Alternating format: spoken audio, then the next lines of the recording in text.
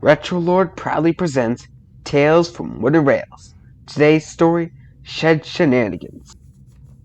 Disclaimer: the following events in this series are not canon to the Thomas and Friends show or the Railway series. This is my show, and I will tell my stories.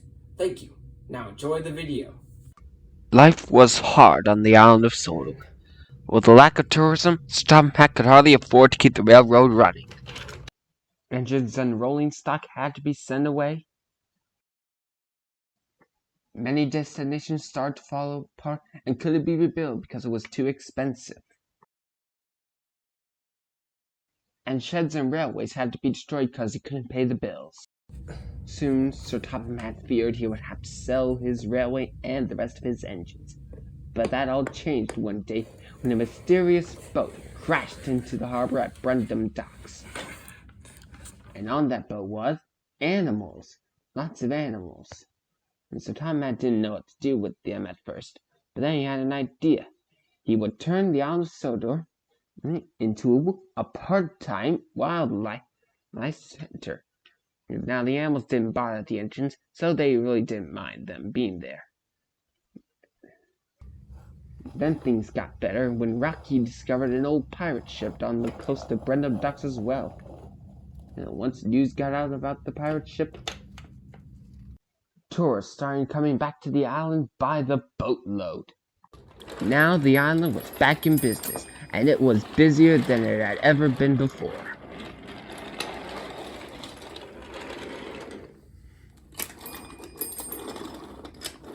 And with the money from the tourists, Tom Hack could finally rebuild Sodor and get his engines back. "I'm so glad that things will be back to normal on Sodor," said Thomas. "Indeed," replied Sir Tom Hatt, "and with all this money, I've got a nice surprise for you and your friends." "A surprise?" said Thomas. "What is it?" "I can't tell you, then it wouldn't be a surprise," said Sir Tom Hatt. "But I will show you and your friends this afternoon. So go and tell them to meet me near Knapford this afternoon, where I'll unveil the surprise." So Thomas did just that, and told James, Percy, Gordon, Henry, Edward, Emily, and Toby. That afternoon they all met near Knapford like Sir Tom Hatt said. They were all curious as to what the surprise was. Finally, Sir Tom Hatt arrived. "Attention, engines!" he shouted. "You're here because Thomas told you about my little surprise. Well, thanks to all the money I've received from tourism, as a reward for your usefulness during these hard times, I am proud to give you this." He led the engines down a new siding where the surprise awaited them. There they stopped and gasped. Before their eyes was Tidmouth Sheds, with a few new additions. "Wow! Thank you, sir!" exclaimed the engines. "Don't thank me yet. Now I need you all to do me a favor and not tell any more engines about this. I'll tell the others when the time is right." "We won't, sir." "Good. Then enjoy." And with that, the Fat Controller left.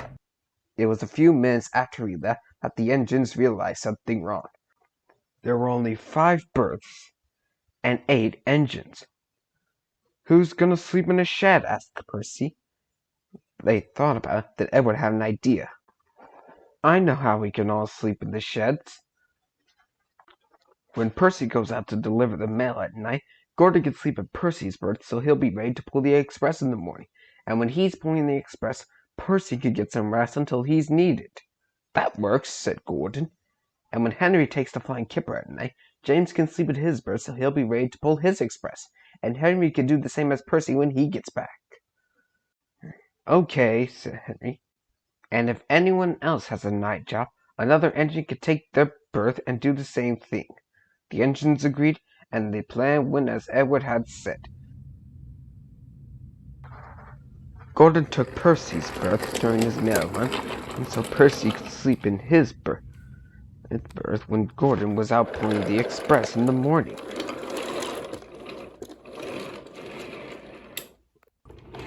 James took Henry's berth during the flying kipper, so Henry could sleep in his berth while James took his express in the morning. And the engines swapped between berths each night when one had a night job, so each and every one had a shed to sleep in.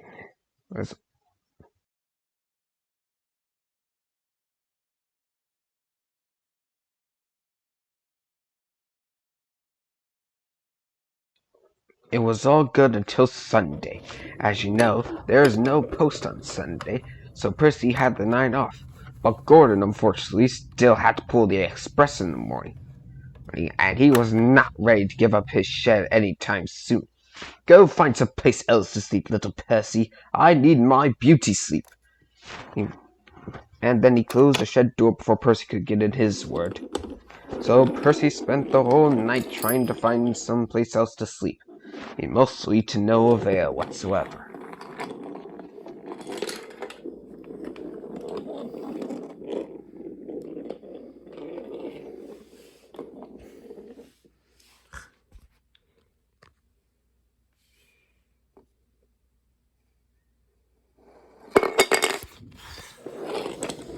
The next morning, Percy arrived at the station, tired and smelly.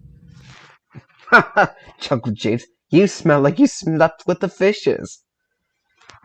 "I did," grumbled Percy, and he puffed away. The trouble continued the next night.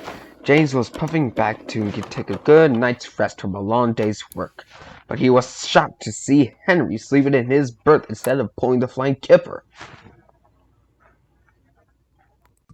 "What are you doing here, James?" "The flying kipper is delayed due to this storm outside." "But what about my express?"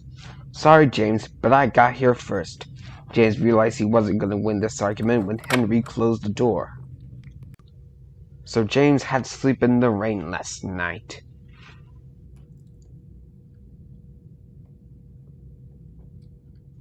The next morning, James was cold, tired, smelly, and wet, and he couldn't get a wash down or he'd be late for his express. "I'd say a good rain shower will wash away the stench, but I think it's too late for that," joked Percy. "Ha ha ha! Shut up," said James. It's not easy sleeping out in the rain, you know." And with that, he quickly grumbled off to his book. Then things got worse. James quickly did all his work very fast, so that way he would get a shed at the night. And Diesel took notice of this. "What's the rush?" asked Diesel. "I'm finishing my work early so I can get a shed tonight." "A shed?" said Diesel. "Where?" Shed? What shed? I didn't say anything about a shed." And James quickly rushed off. But it was too late. Diesel had already heard that there were more sheds on Sodor, and he was not happy. He decided to spread the rumor out to other engines.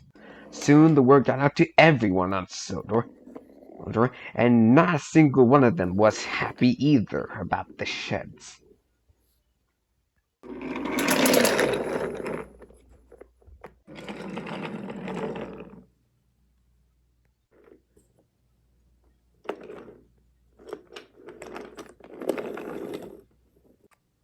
Soon it got to the point where everyone was on strike at Tidmouth, and they would not work until they got their own sheds. And that was only the beginning of the trouble. Soon work piled up, passengers were late, but the engines wouldn't budge until they got their own shed. And when the news came out to Sir Tom Hatt, the Fat Controller was furious. He quickly moved off to Tidmouth's sheds to find all the other engines striking, just as he had heard. "Silence!" shouted Sir Topham Hatt. The engines immediately fell silent. "What's going on here?" asked Sir Topham Hatt. "And one at a time, please." "It's not fair that we can't get a shed," said Diesel. The engines started arguing again. "Silence!" The engines fell silent again. "I am aware that you're all disappointed about this little shed problem, but hear me out. It was going to be a surprise, but this shed here was supposed to be the start of many more sheds for everyone here on the island." The engines stopped arguing. "However," said Tom, "due to your confusion and delay, I don't think I'll make any more sheds for anyone, and I might tear down these ones as well." "Oh, please don't, sir," said Thomas. "We promise to be good." "Very well. If you promise to be good and do your work, then maybe, just maybe, I will make more sheds for everyone. Yes, sir, we promise, sir. But if there's one more fight about these sheds here, there will be no more sheds for anyone, including you, Thomas. The engines promised, and from that day forward they worked even harder without a fight, for they knew one slip up and they would lose their place to sleep forever.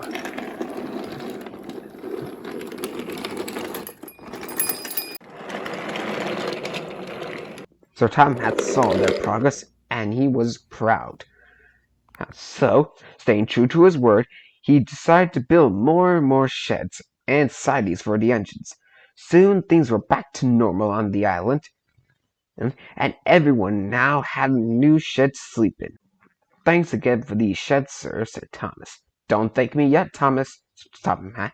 We're going to need a lot more sheds. Why? So we can be prepared. Prepared for what? You'll see. And with that, Sir Tom Hat left, and Thomas went off to sleep.